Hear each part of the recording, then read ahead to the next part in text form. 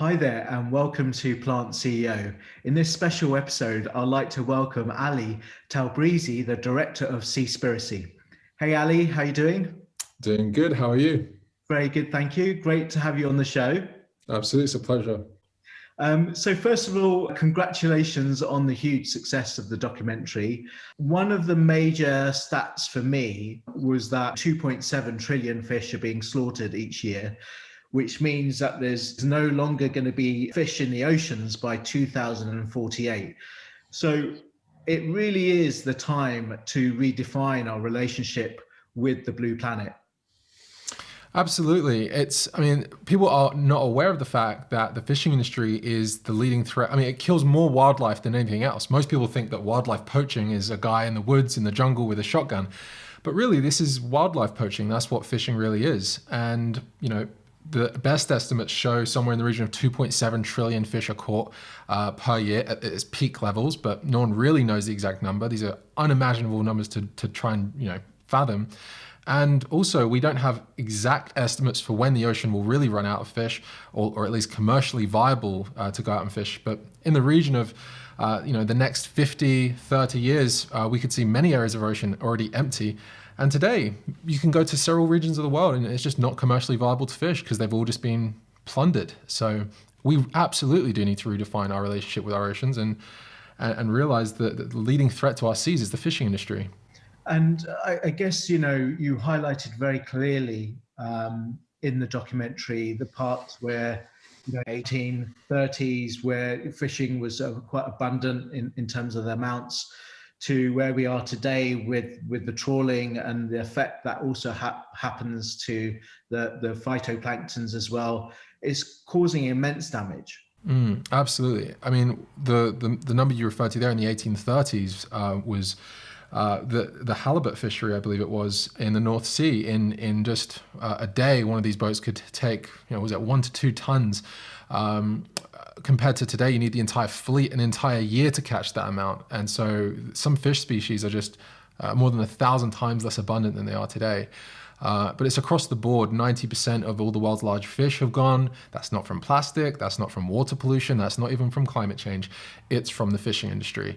It's absolutely shocking, the things that we were able to uncover in this film. Can you highlight what sort of reactions you've had, both, I guess, on the positive side and on the negative side since its release? It's been overwhelmingly positive, and we're getting thousands of messages from around the world talking about how the film has affected them and the conversations that have started as a result of it.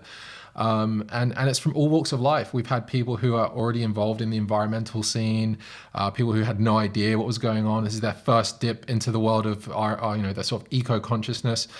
And we've had even fishermen, spear fishermen, seafood chefs. We've had marine scientists. We've had people from all walks of life, A-list celebrities to your next door neighbor. It's truly gone viral, and we were not expecting that to happen. What's the sort of reaction from the seafood chefs been, especially as they've been in it on a day-to-day offering fish in their restaurants? Yeah, so there's a story from a restaurant in Hong Kong that I believe has now taken seafood off their shelves, off their menus, and have just stopped. They've kind of just stopped because of the result of the movie. We've had seafood chefs write to us saying that it seriously made them reconsider their menu and are changing their menu now and moving towards the more plant-based direction. So these are all things that when people say that these kinds of documentaries only really preach to the choir, and it's already people who are already interested. This film, for some reason, has been able to reach everyone in all demographics and all walks of life. I've definitely seen that as well. When I speak to friends who've seen the movie, who are consuming meat and fish, actually, that they would say different parts of the film highlights it for them. Like, one was about the Faroe Islands. I know that kind of disturbed me quite a lot, especially when seeing the pregnant whale, but also the harpooning of that in those islands. And then other people are talking about the finning of the sharks. So it's quite interesting to see that behavior, how each person has reacted to it differently. Yeah, I agree. It's something that as a film editor, you know, you stare at this footage for years and you become desensitized to it. You don't really see what it is anymore. And there's some, we managed to really piece together a lot of the puzzle, which so far hasn't really been done in an ocean film before, because they've always been on just the plastic story, just the shark story. But we really wanted to get the big picture and connect as many of these dots as possible. And another thing that really surprised me was the sort of amount of people that were crying at certain points in the movie, where I would have thought, well, hold on, that's like, for me, not what I would have expected to have a tear-jerking moment. So that's something that I really enjoy, is just reliving the film through people's fresh eyes from hearing their feedback. Yeah. Is there some sort of count that you think that which moment made people quite emotional? Yeah, I think the Faroe Islands towards the climax of the movie is where a lot of people get really emotional about it. And also other parts, like when people have seen the West African canoe fishermen begging for food, and that shot out at sea, and people that was a tear-jerking moment for some friends of ours as well. So yeah, it's been across the board, and even from at the beginning of the movie, when we're just talking about plastics, and a lot of people that didn't know the plastics numbers, it just made them really. It was really an eye opener for a lot of people that didn't know that. So throughout the whole course of the movie, usually tearjerkers are right at the end, but somehow we've got a lot of people to cry throughout. Yeah. And it's quite funny, like, you know, since they've watched the films, they've said, right, that's it, I'm giving up seafood now. But I'm going to finish the one that is left in the freezer. So as soon as that's done, that's it. There's no more after that. Yeah, I even saw some. I mean, I don't support food waste, but there was a few videos people have sent us of going into their fridge and grabbing the seafood and putting it in the bin. I'm like, oh God, at least feed it to your cat or something. But yeah, it's truly had an impact on people, because it's been, so far, no one's really covered this story. I mean, who would have thought a film about fish and fishing was going to go viral?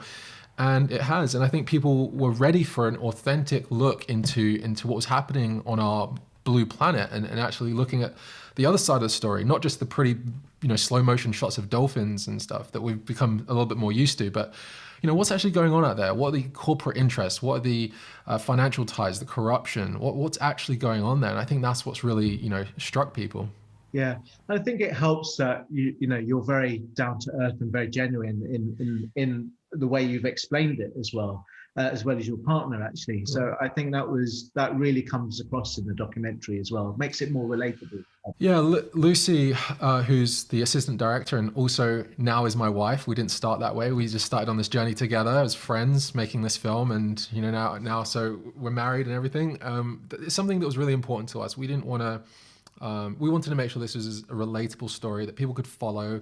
That although we've got whole entire folders on our computer filled with facts, but we didn't want to just ram all those facts, because it's going to go past most people's ears. And so we wanted to make sure it was digestible, that we had the right animations and the right voiceover, and just to make sure that we're letting the audience know what we're learning.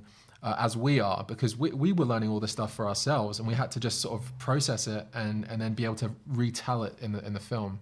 Yeah, you must have had some like difficult days of filming and not feeling. I guess you felt in some situations that should you try and stop some of the things that you saw happening. That's a great question. There's several moments in the film where you challenge yourself as a filmmaker as opposed to someone who's interfering or some kind of activist or something. Several moments come to mind. I mean, the Faroe Islands, of course. You're on a beach and you just got all these people just ready to dive in and start killing these whales, and we just watched it, and before you know it, we're shin deep in this red blood water, and just wanting to speak to people and go like, stop, what are you doing, kind of thing. It was incredibly emotionally draining and traumatizing especially for Lucy as well. That was something that she was really affected by. And I think the interview with the whaler later on was actually a real revelation as well, because that's something in the film where most people are thinking, look at these people, what they're doing is so evil. But the Faroese whaler was really able to turn it around and say, well, look, this is what we do. But guess what? where, you know, the rest of the world is slaughtering so many more animals in the fishing industry. So if you eat that cod or that salmon or that whatever it is, that tuna, chances are it's probably being caught alongside other dolphins, whales, and porpoises, you know, and really turning it around.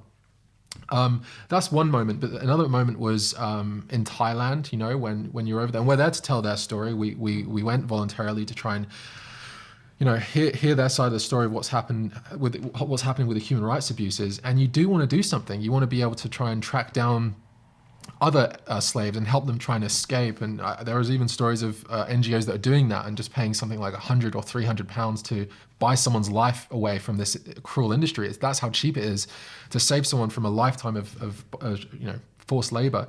So we wanted to do that, but also we were just, you know, it could be a little bit risky when you're in these situations, and we just had to get out of there. There's others that come to mind, but yeah, it was challenging. Yeah, I mean, it would be great if you can expand on that, the human rights issue that you highlighted. And I think it was very clear from the fisherman in Thailand who, you know, was reenacting his experience of what happened with boiling water being thrown on him, the bodies in the freezer, small children being thrown overboard, but also, maybe not everyone picked up on it, but he also had a plea, didn't he? He actually said, I would like everyone to stop supporting them, as in the fishing industry. And, you know, that was quite a moment, I think. Absolutely. That was something that struck me as well. And you know what? Those interviews, when we filmed them, this is a little behind the scenes for you, is we were doing the interview so quickly, and we just had these small little cameras, one tripod. We had to just go in and out, that we didn't have time for the translator to translate the answers. So we had no idea what they were saying until months later, when we came back, looked at the footage, sent it off to a translator, and then we're like, you know, we had no idea. So it was like seeing the interview for the first time. And so when we started getting the transcription through, we're like, you know, oh my God, it was really, really shocking. And one of the interviewees, who I thought was going to be the worst interview because he was slurring his words, you could smell alcohol in his breath because what he'd gone through was so traumatizing, ended up being one of the most powerful interviews. And it was shocking. You know, I'd heard about it before, what was kind of happening in the fishing industry, but wasn't exactly sure what they were really going through. And so speaking to them was absolutely shocking to me. You know, like you said, these young boys being thrown overboard, their bodies floating on the sea surface days later, and this fisherman recounting how he felt so sad for their parents who'd never know about their son's death.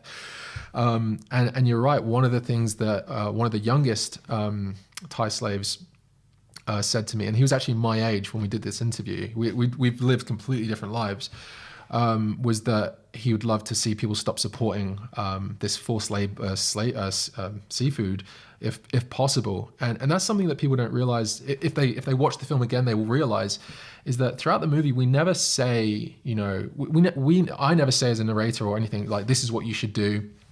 Or, you know, it was coming from, again, like that whaler who made the point about the moral hypocrisy of killing some animals and not others. And also from that Thai slave who even said it from his own mouth. And again, that wasn't us forcing it from him because we didn't know what he said until months later. So it was very much coming from the other end. And this isn't like a vegan film. It's just a real hard look at what's going on in our seas and letting people make up their own mind. And the other parts that you highlighted was, you know, the potentially fraudulent practices of the certification labeling, you know, such as the blue tick and the dolphin safe. If you're eating tuna, you may well be funding the slaughter of also dolphins, whales, and sharks. What should the large FMCG brands be doing now that this has basically been exposed? They need to take a long, hard look at what these sustainable labels actually mean, because for the most part, it's greenwashing, in my opinion, and there's just a lot of fluff. There's not a lot of meaningful definitions when it comes to this stuff. Sure, some fisheries are better than others, but when it comes down to something like the dolphin safe label, they can't guarantee that the tuna in that can is actually dolphin safe. It's like we wouldn't stand for this when it came to GMO labels or organic labels. You can't say this is 50% organic or 50% non-GMO. It's fraud. What's the point of it? The whole point in these labels that in a world that is uncertain, that it's a bit of uncertainty. but like the guy said in our interview, says like, yeah, you can't guarantee that this is dolphin safe. The guys that are out there that are meant to enforce this stuff are rarely there. When they are there, they can get bribed by these fishing captains.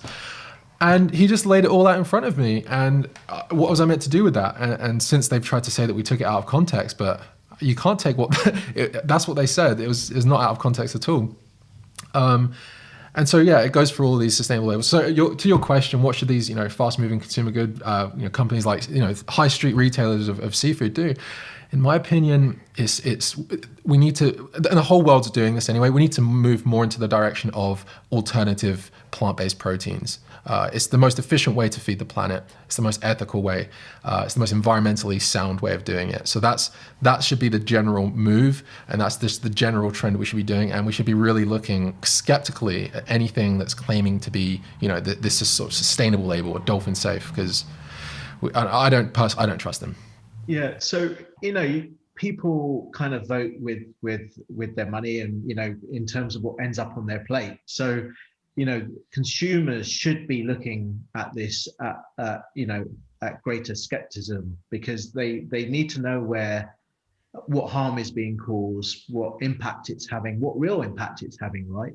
And there are so many alternatives now. When you look at the plant-based field, you look at innovation that's happening with also cell-based food.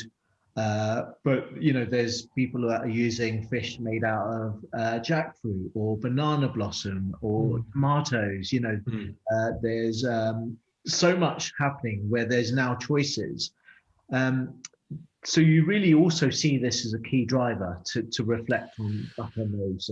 Yeah, I mean, this is the thing, and this is what we've heard as well a little bit in sort of reading some of the comments on social media. Is like some people saying that it could be, what do you say to people who can't afford those fish alternatives?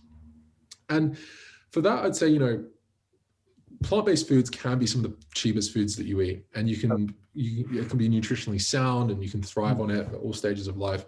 And so really these are luxuries, but you can make things out of like chickpeas and jackfruit, like you said, and banana blossom, that you can create the same mouthfeel experience of seafood. And the thing is, those synthetic versions, the sort of plant-based fish fingers and cod and tuna and salmon, all those things that are becoming more and more available now are getting cheaper.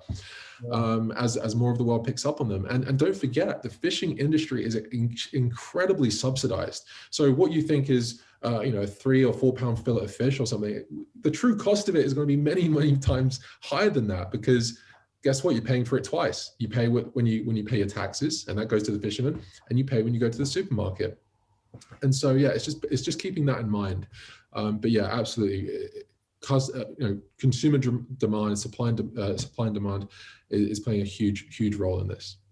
Yeah, and I'm by the way, I'm not so happy that my taxes are being paid towards subsidies of the fishing industry, right? Yeah, it's insane. Especially when there was those stats to do with ending world hunger. Yeah, so according to globally, $35 billion, somewhere in the region of $35 billion goes towards the fishing industry.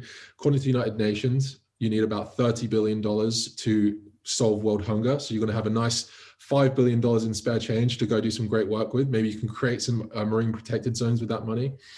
And in Europe, this is something that didn't make it into the film. So many countries in Europe that the data is available for, the subsidies going out don't equal the value of fish coming back in. And sometimes they're not getting anything back in fish. So countries, especially landlocked countries, are paying millions to the fishing industry, and they're getting zero back in the form of seafood products. Oh, wow. So this is a huge drain on those countries' resources and money, when it could go back into so many other great things. It's mind-boggling. Yeah. And going back to the big FMCGs, some of these big firms do have now a plant-based line, right? Mm-hmm. But they're still pushing the other products because the consumers are still demanding it. And I think that's really what needs to change, because the other thing is they could take a hard line. I don't think they will, but they could take a hard line and say, that's it. We're killing this line of product, and we're just going to invest now on the plant-based market, because we know that's the future. Yeah, realistically, like you said, I don't think places, maybe some places more than others, but I don't think the world's ready to do that just yet. And so this is why one of the most important things that we need to be doing and encouraging governments to do is incentivizing industry to move in that direction and create nutritionally equivalent, taste equivalent alternatives to those products. Because some people like myself, like I don't even though I've grown up all my life eating fish and chips and cans of dolphin safe tuna and salmon, those things, someone who's on the southeast coast of England, like that's just part of what you eat. I've got no problem doing that because the ethics come in, the environment comes in, my love for the ocean far outweighs my convenience of, moments pleasure on the tongue. So I don't mind if I don't eat any of those things ever, but for a lot of people, they need that transition. And I think that's why this film has landed so well now, is because there are those transitions now.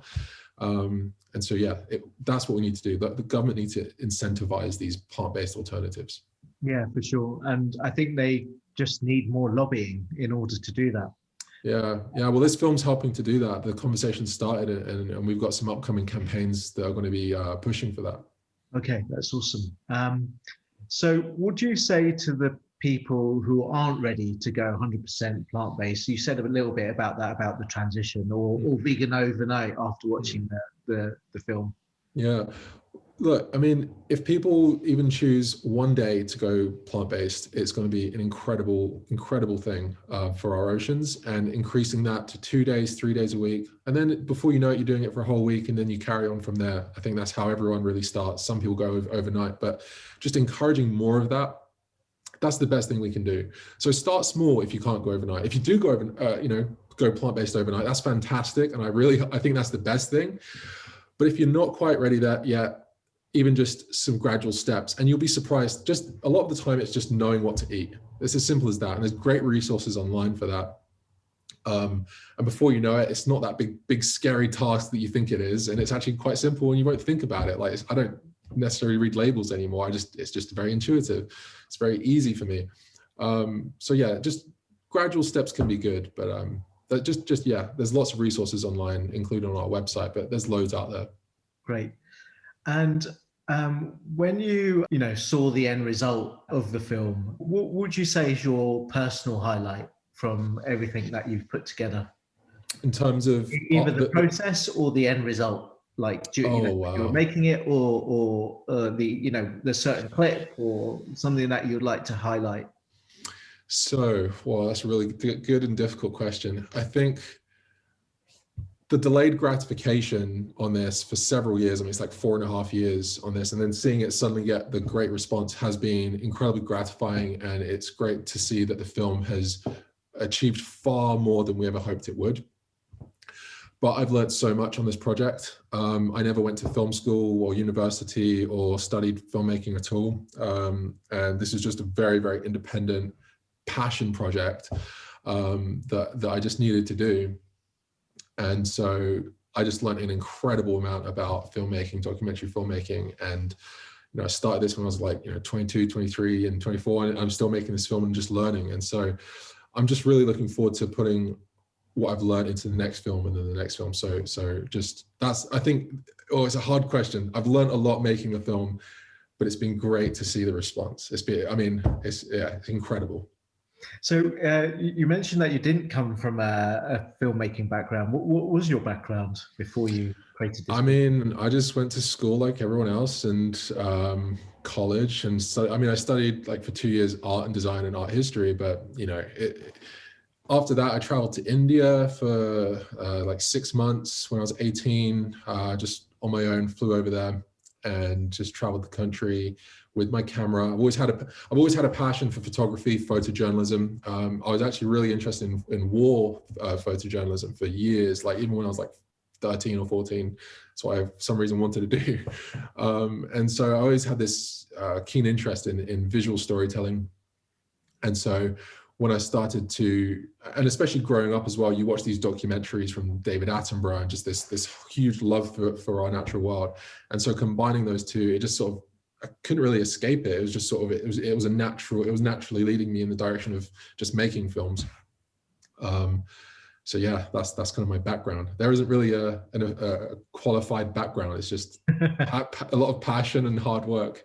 Yeah, that's what it takes for sure.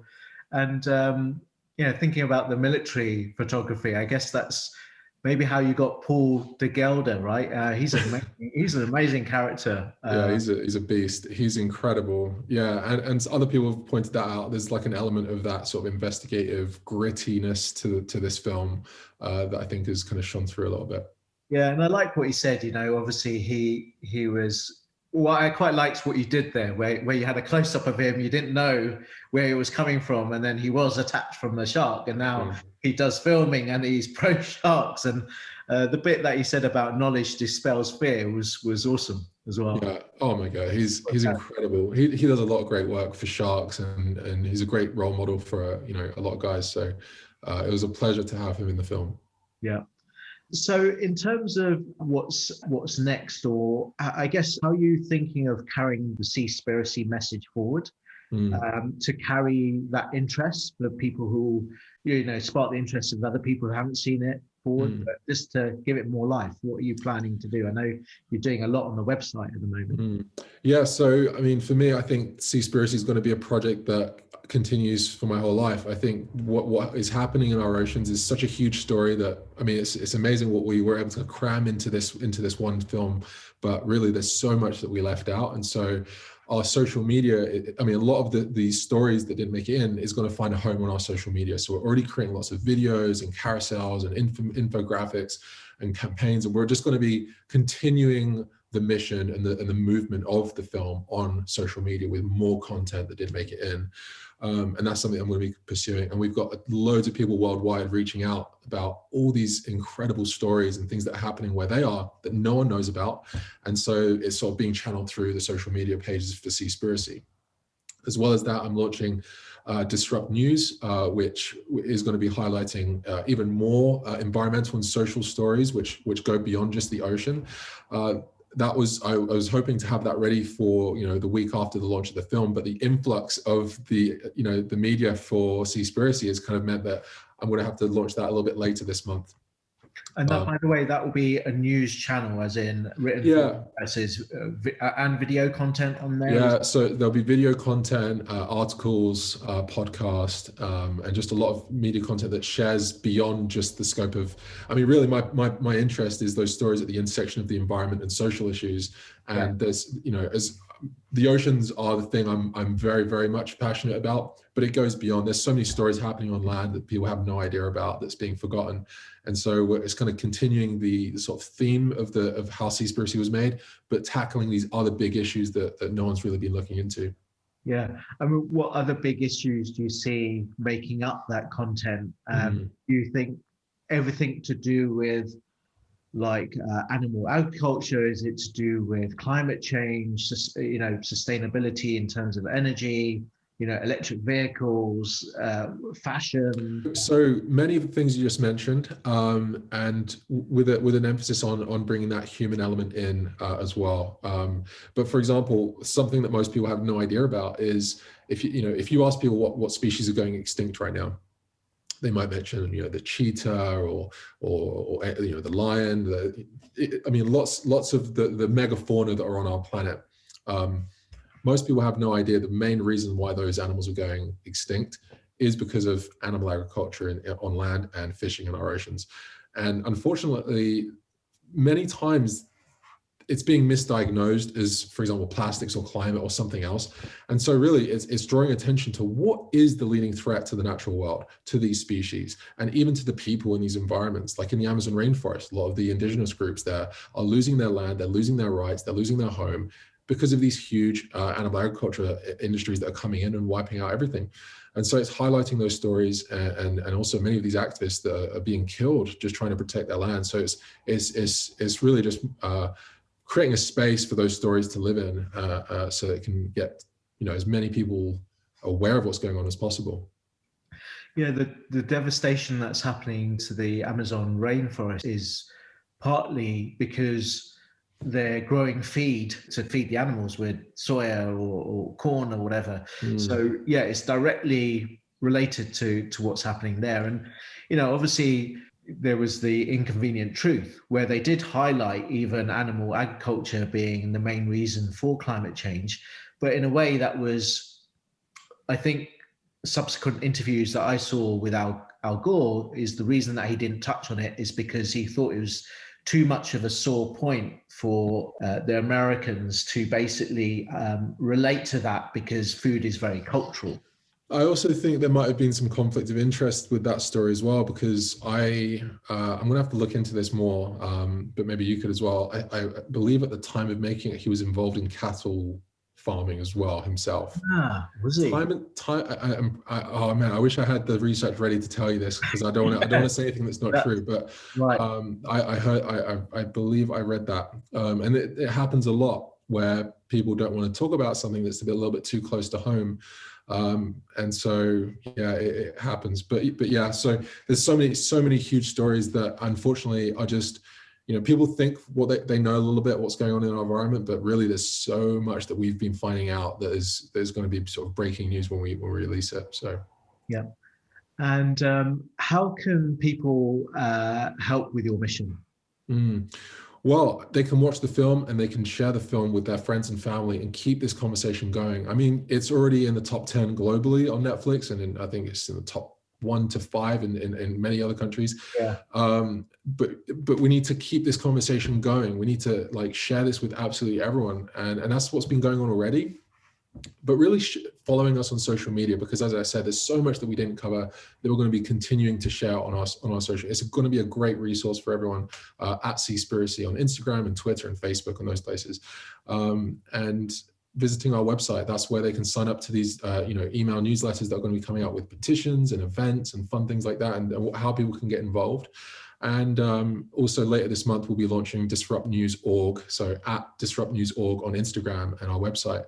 But we'll be sharing that all over on Seaspiracy anyway. So that's really the main home that people can go and support and keep up to date.